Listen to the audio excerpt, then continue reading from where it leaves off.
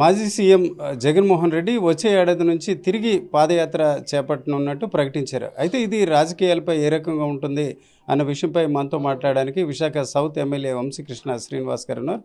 శ్రీనివాస్ గారు, అదే ఈ జగన్మోహన్ రెడ్డి గారు మాటలు విన్నారు కదా, ఇది పొలిటికల్గా ఏమైనా చేంజెస్ దారితీసే అవకాశం ఉందా?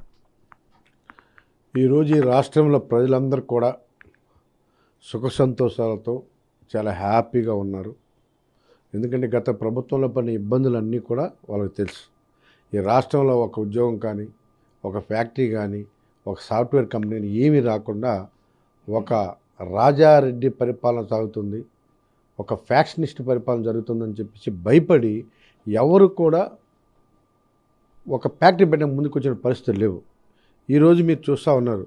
ఒక విశాఖపట్నం తీసుకోండి, ఒక 15 సాఫ్ట్వేర్ కంపెనీలు, ఒక పెద్ద స్టీల్ ఇండస్ట్రీ, ఒక మెట్రో, ఒక ఎయిర్పోర్ట్, ఇలా చెప్పుకుంటూ పోతే ఎన్నో ఇవాళ ప్రజలకు అందుబాటులోకి రాబోతూ ఉన్నాయి.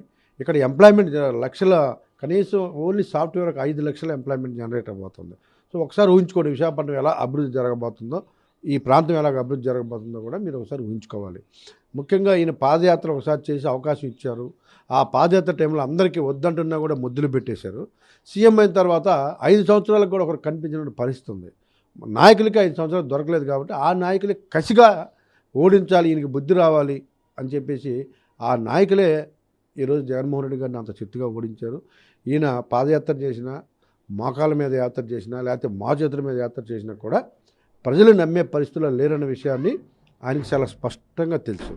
మొన్ననే ఒక సర్వే చేయించుకుంటే ఆయన మళ్ళీ కూడా కూటమి ప్రభుత్వం వస్తుంది, మీరు ఎన్ని ఎత్తులు వేసినా కూడా మిమ్మల్ని నమ్మట్లేదు ఈ రాష్ట్ర ప్రజలు, మీ మీద ఆ నెగిటివిటీ స్ప్రెడ్ అయిపోయింది, మీరు వస్తే ఒక రాక్షస పరిపాలన ఉంటుంది, ఈ రాష్ట్రం అంధకారం అయిపోద్దని భయపడి ఏమి చేయకపోయినా పర్లేదు కానీ రాష్ట్రంలో జగన్మోహన్ రెడ్డి గారు రాకూడదన్న విషయాన్ని ప్రజలు స్పష్టంగా చెప్పారు. సో దాని నుంచి బయటకు రావడానికి ఇవాళ ప్రెస్ వాళ్ళు అన్న ఆయనకి ఎలర్జీ అని చెప్పేవాడు. ఎప్పుడన్నా ప్రెస్ మీట్ పెట్టమన్నా కూడా ఎలర్జీ, ఐ హేట్ ప్రెస్ వాళ్ళు అనేవాళ్ళు. సో ఇవాళ ఆగమేఘాల మీద ప్రెస్ మీట్ పెట్టడానికి కారణం ఏంటంటే అదొకటే కారణం. మొన్నే ఒక రిజల్ట్ వచ్చింది, దిమ్మ తిరిగే రిజల్ట్. సో జీవితంలో మళ్ళీ మీ అధికారంలో రారని ఈ నాయకులకు కూడా అది స్ప్రెడ్ అయిపోయింది, నాయకులకు కూడా తెలిసిపోయింది.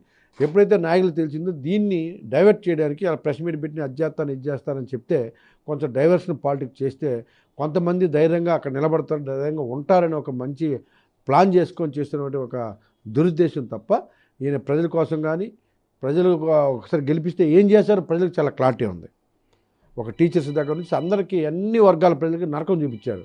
సో ఇప్పుడు తడిగొడ్డేసి పడుకున్నటువంటి ప్రజలు మళ్ళీ ఆయన వైపు వెళ్తారు కానీ ఆయన వైపు రావాలని కానీ కోరిక ఎవరికి లేదన్న విషయం కూడా చాలా స్పష్టంగా చెప్పారు. ఓకే, వైఎస్ఆర్సీపీ నాయకులు మాత్రం ఒక మాట అంటున్నారు, జగన్ గారు పాదయాత్ర మొదలైతే ఇతర పార్టీల నుంచి వలసలు వస్తారని. నిజంగా అట్లాగా వచ్చే అవకాశం ఉంది? వలసలు కాదు కదా, అక్కడ ఉన్న వాళ్ళు నిలబెట్టుకోవడానికి ప్రయత్నం చేయమని చెప్పేసి మా సోదరులకు తెలియజేస్తా ఉన్నా. వలసల సంగతి పక్కన అక్కడ ఉన్న వాళ్ళు ఉండమనండి. మొన్న సర్వే రిపోర్ట్ చూసిన తర్వాత ఏం చేయాలో అర్థం కాక తల్లబట్టుకున్న సీనియర్ నాయకులందరూ. సో ముందు వాళ్ళని కాపాడుకుంటే చాలా మంచిదన్న విషయాన్ని కూడా మేము తెలియజేస్తున్నాం.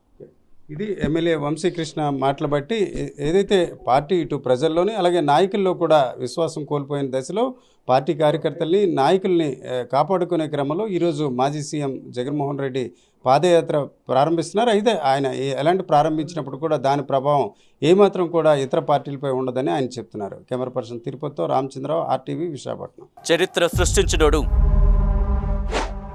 ఇప్పుడు ఆ చరిత్రని తిరగరాయబోతున్నాడు. అబద్ధాల గోడల్ని బద్దలు కొట్టి నిజాలను రాగా మీ ముందుంచబోతున్నాడు. నిజమైన వార్తల కోసం వెంటనే డౌన్లోడ్ చేసుకోండి రా యాప్ని.